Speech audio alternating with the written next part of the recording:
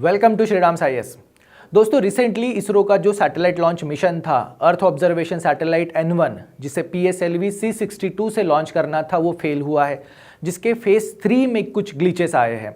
इसके पहले भी जो इसरो का सैटेलाइट लॉन्च व्हीकल था दैट इज PSLV C61, वो भी फेलियर हुआ था। तो इसरो ने back to back 2 satellite launch vehicles के जो मिशंस है उनमें फेलियर को एक्सपीरियंस किया है। तो दोस्तों, इसरो ये एनामॉली है या इसरो फेल्ड हो रहा है, आज के इस सेशन में हम इसे समझने की कोशिश करेंगे। तो दोस्तों, इसरो का जो रिसेंट मिशन था earth observation satellite launch N1 PSLV C62 जिसे लॉन्च करने वाला था, वो रिसेंटली फेल हुआ है। तो उसके पीछे के रीजन को हम समझेंगे। साथ ही PSLV जो इसरो का वर्क हॉर्स कहा जाता था, जो आज तक सारे मिशन सक्सेसफुली कंप्लीट कर रहा था, उसमें बैक टू बैक 2 फेलियर के पीछे का रीजन क्या है उसे भी आज समझेंगे। तो दोस्तों, इस सेशन की शुरुआत करूं उससे पहले अगर आप यूपीएससी की प्रिपरेशन कर रहे हो, कोई भी डाउट है, कन्फ्यूजन है, प्रिपरेशन स्ट्रैटेजी हो या आपकी प्रीलिम्स की स्ट्रैटेजी हो, तो आप हमारे श्रीराम साईएस के एक्सपर्ट मेंटोर्स के साथ एक 1-on-1 फ्री सेशन अरेंज कर सकते हैं। ये सेशन टोटली फ्री है, जिसमें आप अपने सारे डाउट्स और कन्फ्यूजन हमारे मेंटोर से क्लियर करा सकते हैं और अपनी जो प्रिपरेशन स्ट्रैटेजी है उसे आप स्ट्रीमलाइन करा सकते हैं। तो दोस्तों, आज के सेशन में हम जानेंगे कि इसरो का जो सैटेलाइट लॉन्च व्हीकल मिशन जो था, जो PSLV C62 EOS earth observation satellite N1 और PSLV जो इसरो का वर्क हॉर्स भी कहा जाता है, सैटेलाइट लॉन्च व्हीकल है, उसका ये C62 यानी 62nd मिशन था।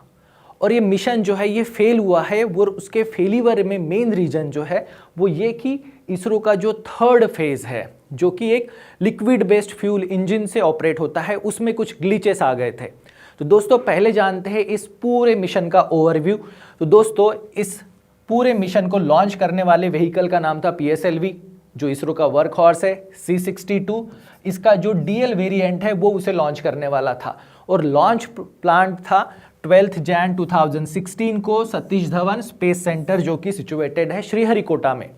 और इस मिशन में लॉन्च होना था EOS N1 earth observation satellite N1, उसके साथ ही और 15 को पैसेंजर्स भी थे, यानी छोटे 15 और सैटेलाइट्स भी थे।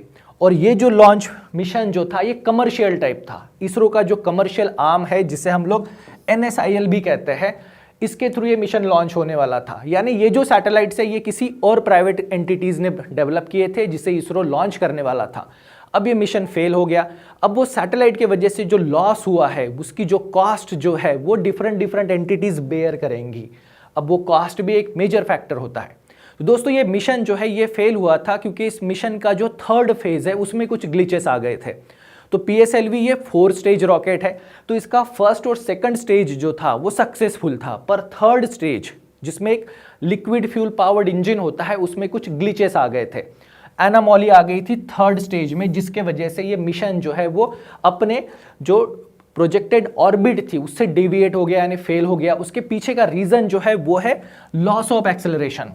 थर्ड फेज में जितना एक्सेलरेशन चाहिए था उतना एक्सेलरेशन जनरेट नहीं हो पाया, जिसके वजह से जो फ्लाइट का पाथ था, जिस ऑर्बिट में उस PSLV ने ऑर्बिट करना था अर्थ को, वो अपने पाथ से, अपनी डेजिग्नेटेड ऑर्बिट से वो डेविएट हो गया था, जिसके वजह से ये मिशन जो है ये फेलियर में काउंट हो रहा है।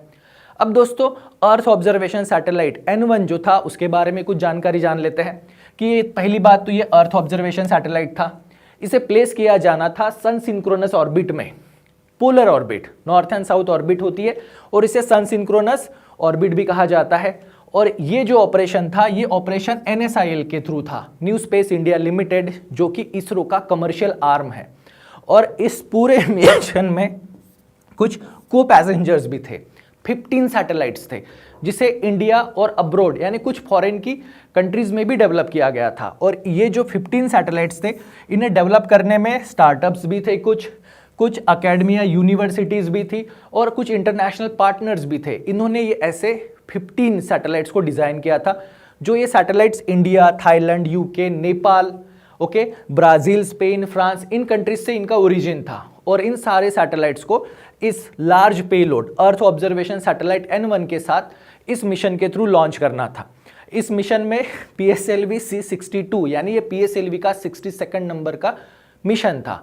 अब दोस्तों, ये जो मिशन में फेल्यूर जो हुआ है ये मैटर क्यों करता है, क्योंकि ये सेकंड कॉन्जिक्यूटिव फेल्यूर है पीएसएलवी मिशन का।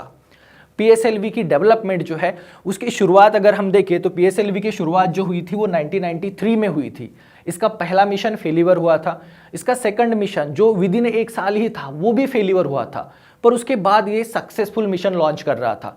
इसने रिसेंटली जो फेल्यूर एक्सपीरियंस किया था वो था 2017 में, जब पीएसएलवी C39 फेल्ड हुआ था। यानी तब तक 2017 तक पीएसएलवी बस 3 बार ही फेल हुआ था। पर मई 18, 2025 को इसका एक मिशन फेल्यूर हुआ था, वो था पीएसएलवी C61। और उसके बाद कॉन्जिक्यूटिव सेकंड टाइम यानी 12 जनवरी को भी पीएसएलवी C62 फेल्यूर हुआ है। अब ये कंसर्न जो है वो कंसर्न इसीलिए है क्योंकि दोनों मिशन का फेल्यूर का जो रीज़न जो था वो था कि थर्ड स्टेज में ही प्रॉब्लम्स हुए थे। बोथ मिशन जो पीएसएलवी C61 और पीएसएलवी C62 दोनों मिशन में थर्ड स्टेज में प्रॉब्लम हुआ था, जो क्वेश्चन रेज करता है सिस्टमैटिक रिलायबिलिटी पे कि क्या पीएसएलवी सच में रिलायबल है। पीएसएलवी जो इसरो का वर्क हॉर्स है, जिसने इतने सारे सक्सेसफुल मिशन लॉन्च करके रिलायबिलिटी अर्न की थी, क्या वो डिमिनिश हो गई है। अब ये मैटर क्यों करता है, क्योंकि ये इसरो का मोस्ट ट्रस्टेड और उसके साथ ही प्रूवन लॉन्चर है। तो जो कमर्शियल एस्पेक्ट जो था, जिसके लिए एनएसआईएल को फॉर्म किया था कि ये एक रिलायबल है जिसके वजह से ये बहुत सारे क्लाइंट्स को अट्रैक्ट करे और इसरो अपना रेवेन्यू जनरेट कर पाए, तो जो कमर्शियल क्रेडिबिलिटी जो है वो अभी एट स्टेक है, क्योंकि फॉरेन पेलोड जो है, फॉरेन कंपनीज जो है, अब उनके दिमाग में डाउट रहेगा कि पीएसएलवी की सर्विसेज लेनी चाहिए या नहीं।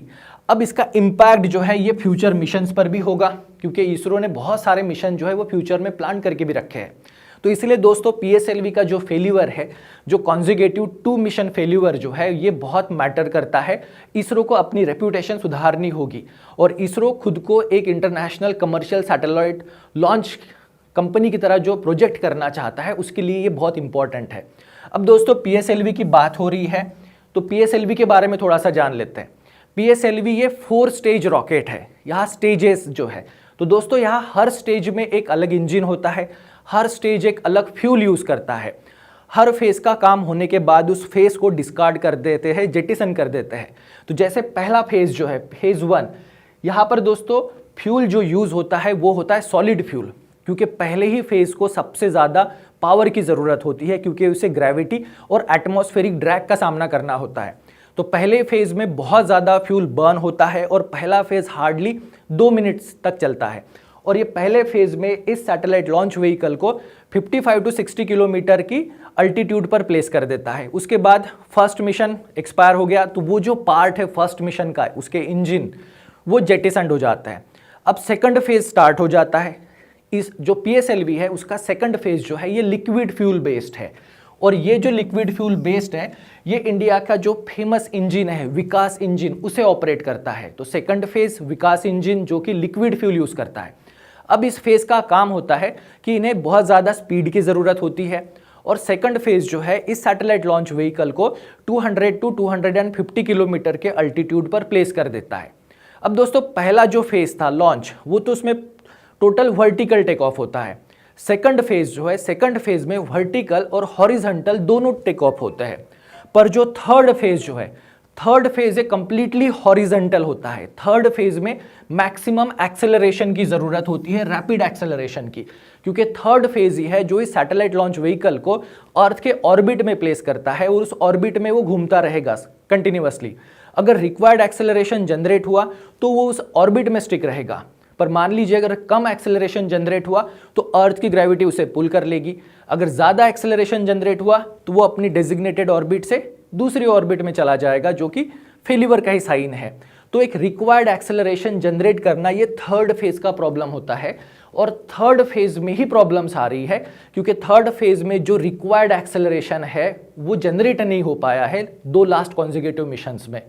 जो फोर्थ स्टेज होती है, फोर्थ स्टेज में भी लिक्विड फ्यूल होता है। अब फोर्थ स्टेज का ऑब्जेक्टिव क्या है? फोर्थ स्टेज का ऑब्जेक्टिव है कि जो सैटेलाइट है और जो अदर 15 पेलोड जो थे, इन्हें डिफरेंट ऑर्बिट में प्लेस करना।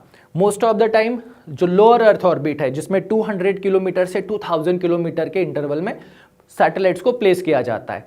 तो उनकी डेजिग्नेटेड ऑर्बिट में मल्टीपल पेलोड को प्लेस करना ये 4th स्टेज का ऑब्जेक्टिव होता है।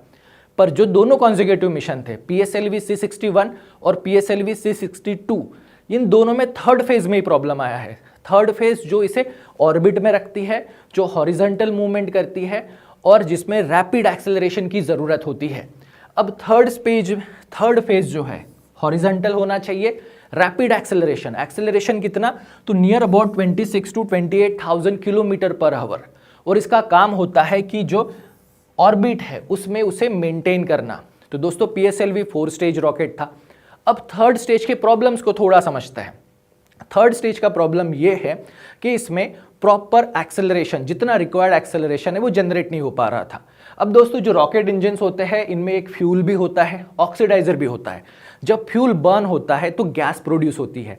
इस गैस को क्लब करते हैं कंबशन चेंबर में। तो कंबशन चेंबर में प्रेशर जनरेट होता है, जहां से एक स्मॉल नोजल के थ्रू उस गैस को रिलीज करते हैं। अब ये जो गैस रिलीज होती है वही एक्सेलरेशन के लिए थ्रस्ट प्रोड्यूस करता है।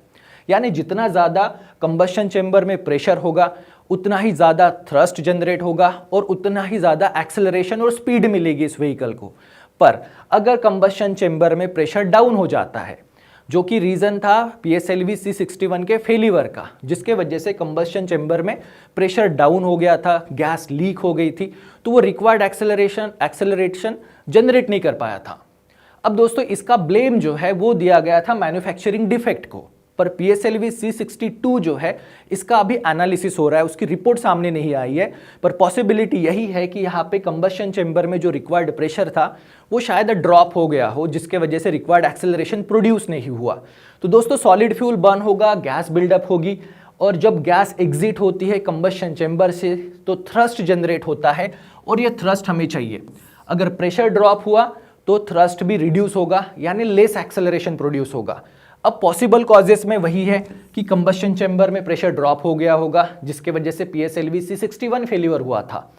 अब वो फेलियर का रीज़न जो है वो मैन्युफैक्चरिंग डिफेक्ट भी हो सकता है, या जो लीकेज जो है वो भी हो सकते हैं। अब इसका डिटेल एनालिसिस होगा, उसकी रिपोर्ट आएगी जो अभी पब्लिक डोमेन में नहीं आई है, तभी हमें एग्जैक्ट कॉज पता चलेगा कि PSLV C62 फेल क्यों हुआ।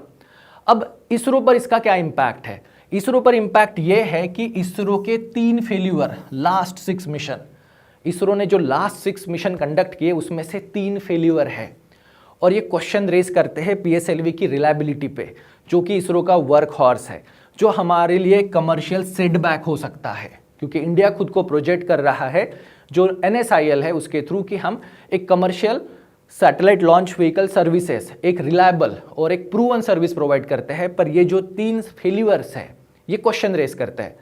अब नेक्स्ट क्या हो सकता है? नेक्स्ट ये है कि फेल्यूअर का एनालिसिस करके एक प्रॉपर रिपोर्ट क्रिएट की जाएगी, और जो फ्यूचर लॉन्च है उनके पहले कुछ करेक्टिव मेजर्स भी इन्हें लेने होंगे। अब ये ज़रूरी क्यों है? ये ज़रूरी इसलिए है क्योंकि मार्च 26 में इसरो ने 7 लॉन्च प्लान किए हैं, और जैसा आप जानते हो अभी जनवरी है, तो डिटेल एनालिसिस करना फेल्यूअर का और करेक्टिव मेजर लेना ज़रूरी है। अदरवाइज ये जो 7 मेजर लॉन्च है जिसमें गगनयान का भी अनक्रू मिशन है, तो ये बहुत क्रिटिकल है। तो इनके जो फेल्यूअर के रीज़न है, अगर उन्हें करेक्ट नहीं किया तो फ्यूचर के जो 7 मिशन है जिसमें गगनयान का अनक्रू मिशन भी है वो भी फेल हो सकता है, जो हमारे देश के लिए अच्छा नहीं होगा। तो दोस्तों इसरो को कुछ मेजर्स लेने की ज़रूरत है। अब क्वेश्चन आता है क्या इसरो ये सारे करेक्टिव मेजर्स ले सकती है? तो दोस्तों इसरो की हिस्ट्री अगर देखें तो इसरो ने अपनी पूरी हिस्ट्री में 1963 से लेके अभी तक बहुत सारे माइलस्टोन अचीव किए हैं। इन्होंने फेल्यूअर का भी सामना किया है, पर उन फेल्यूअर को इन्होंने ओवरकम भी किया है। तो हम ये मान सकते हैं कि इसरो ये जो डिफेक्ट था दोनों मिशन में, PSLV C61 और PSLV C62, दोनों को करेक्टिव मेजर्स लेके PSLV की जो रिलायबिलिटी है उसे वापस रीएस्टैब्लिश करेगी। तो दोस्तों फेल्यूअर एनालिसिस जो है वो बहुत ज़रूरी है। डिज़ाइन और क्वालिटी चेक पर इसरो ने वर्क करना है, और साथ ही इसरो की जो स्ट्रांग रिकवरी की हिस्ट्री है उसे भी इसरो को वापस रिगेन करना है।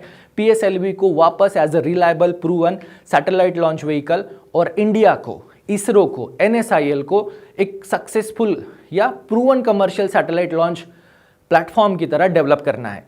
तो दोस्तों आज के सेशन में बस इतना ही। Thank you very much, see you.